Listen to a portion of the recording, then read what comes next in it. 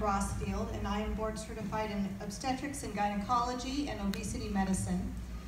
And I love it. I'm looking out and seeing people in this audience whose lives have transformed because of our program. And Shauna, I'm talking to you right there in the front seat. But 7 to 8 years ago, I was by all outside appearances, a very successful physician. I was seeing lots of patients. I was the in-demand doctor in my town.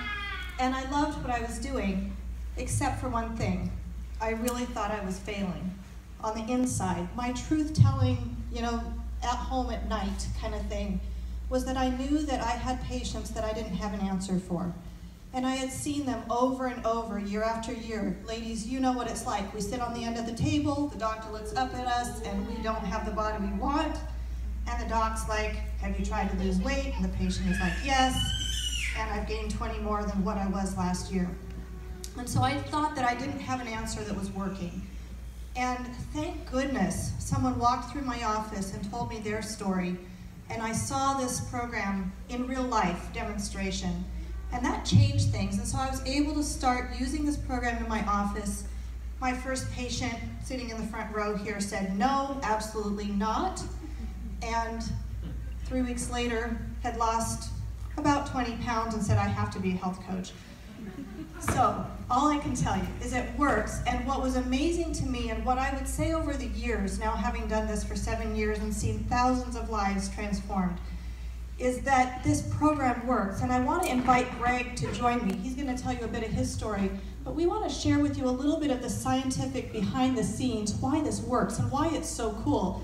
Because as a doctor, there's a lot of things that we're told we ought to provide. We provide statin drugs for people who have high cholesterol.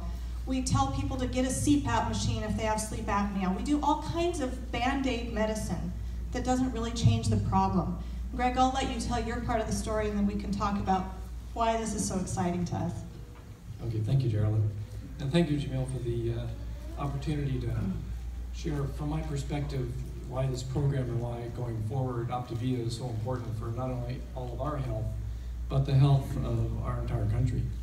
So to back up a little bit of big picture, and that is, we hear a lot in Washington and Sacramento about, healthcare is too expensive, and a debate as to how much the governments can get involved with healthcare. But what politicians don't want to talk about is the literal elephant in the room, and that is weight and the obesity crisis, and the veritable tsunami of disease that is going to overwhelm our healthcare system if we don't do anything. Of the 2.1 million Americans who die every year, 2/3 of those deaths are preventable. And the number one cause of preventable disease and death in America is obesity. It passed smoking in 2010. More than 450,000 Americans die of obesity-related disease every year. And it's not that we don't know what to do. I mean, there's been many studies in university centers that say there's 4 things we need to do. And this may sound familiar. We need to create community of health. We need a lifestyle program to help people develop healthier habits. We need a structured eating plan. That's the best way to get people to a healthy weight. And that they need guidance.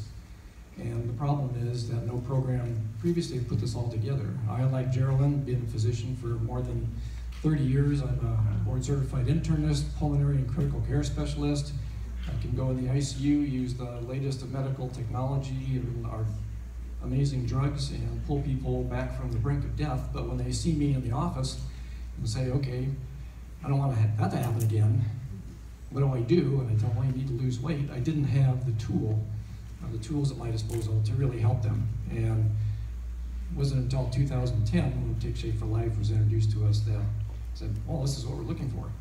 So point number 1 is, where's this been hiding, was my first kind of reaction in 2010, because we've known for years this is what we need to do. So don't be hesitant to talk to other health professionals because a lot of people don't know about our program. But it really, the science has been around for years as to what we need to do. It's just, this program still is kind of a secret. We need to get the word out.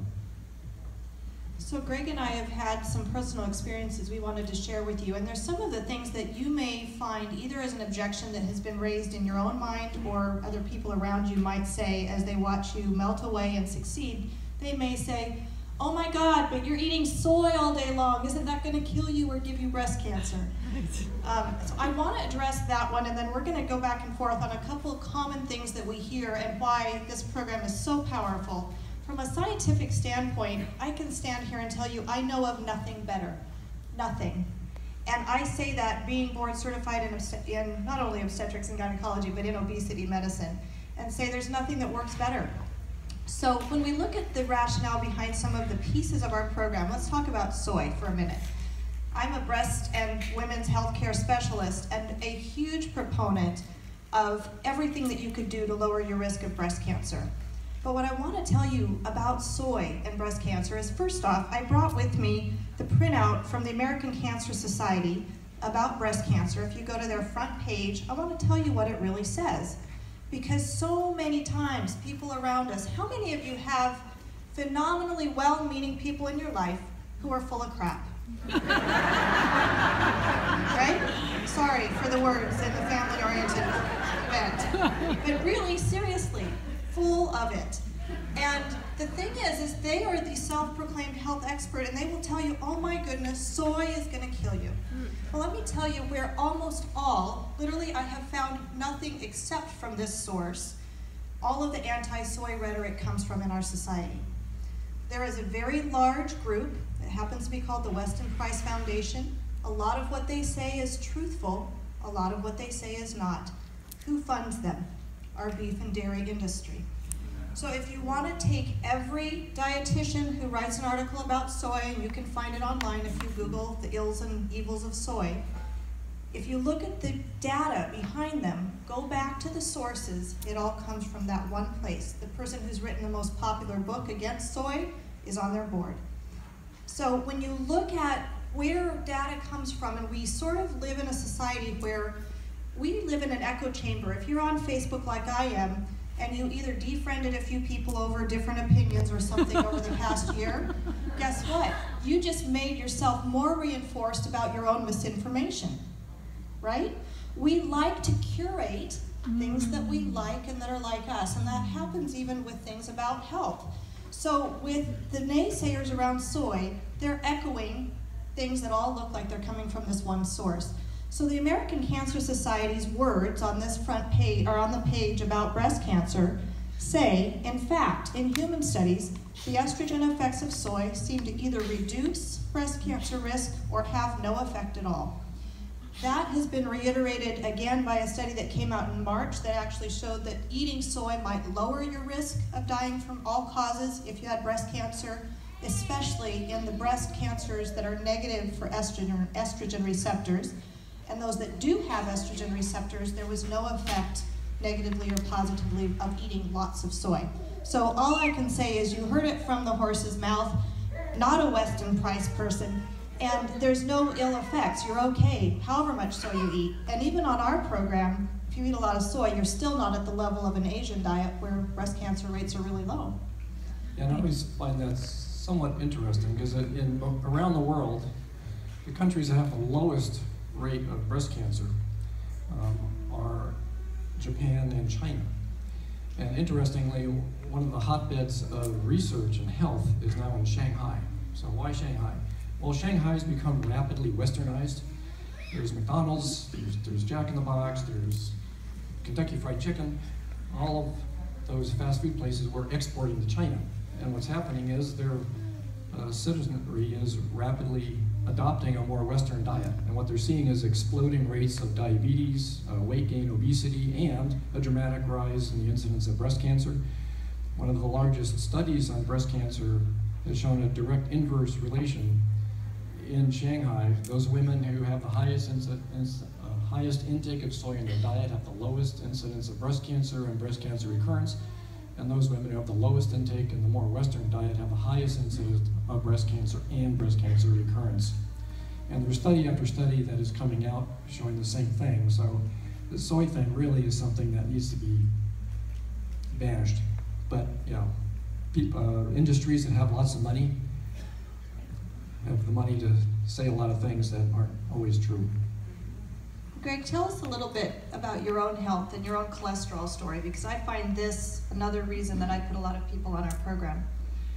Well, the thing, there's a lot of stories of amazing weight loss that we heard today, and health benefits from that. But the thing I'd like to stress and think about also in your own coaching lives is that it's not always the people who have weight to lose or a lot of weight to lose. We have a lot of clients and patients who've lost 10 pounds, just enough to get them fine-tuned. For myself, I never had a weight loss story, but I was a busy intensive care doctor. I'd be in the hospital in the morning, run to the office from 9 to noon, run back to the hospital. On the way, stop by my local pharmacy, grab a Snickers bar and a soda, eat it while I'm running over to the hospital, see my patients, run back to the office. And so that was my healthy lunch. And I also, unfortunately, have a genetic history of cholesterol problem in the family, and both my parents died at a relatively young age. And one of the newer things in cholesterol is that the traditional markers of good and bad cholesterol only account for about 50% of heart disease risk associated. And there are some newer markers, particle size and particle distributions, and one of those numbers I had run on myself, and my particle count was over 2,000, which is like astronomically high. So my beautiful wife and health coach in our office said, we're going to fix this. So I went on a very strict maintenance plan with Take Czer for Life using soy-based products. And in 3 months, my particle number went from 2,000 to 1,000, which is low risk. And so no weight to lose, didn't lose any weight in that process, but dramatic improvement in my cholesterol parameters.